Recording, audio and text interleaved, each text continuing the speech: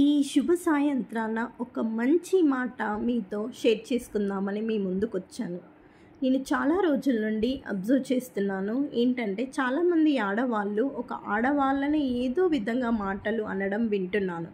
For example, బయట job అనేది ఏది చేయకుండా ఇంట్లో పిల్లల్ని మాత్రమే టేక్ కేర్ చేస్తే మీరు మీ ఎడ్యుకేషన్ని మీరు వేస్ట్ చేస్తున్నారు అని అంటున్నారు.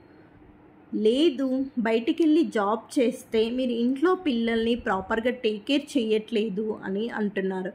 లేదు, జాబ్ అండ్ పిల్లల్ని రెండిటినీ మేనేజ్ చేస్తే మీరు ఏది 100% చేయట్లేదు అని అంటున్నారు. అంటే ఏదో విధంగా ఫాల్స్ని వెతకడమే ఒక పనిగా పెట్టుకుంటున్నారు.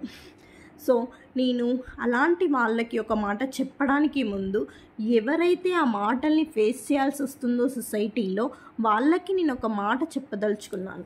ఏంటంటే, they are very free to find faults in you, but you are very busy to take care of your child and to take care of your job, to take care of old family. So that's why ignore such peoples in your life to be a strong.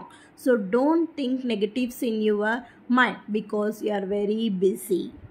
And ఎవరైతే ఫాల్స్ని వెతకడమే ఒక జాబ్గా పెట్టుకుంటున్నారో వాళ్ళకి నేను చెప్పదలుచుకుంది ఏంటంటే, వీలైతే అలాంటి ఉమెన్స్కి ఏదైనా రకంగా సహాయపడండి.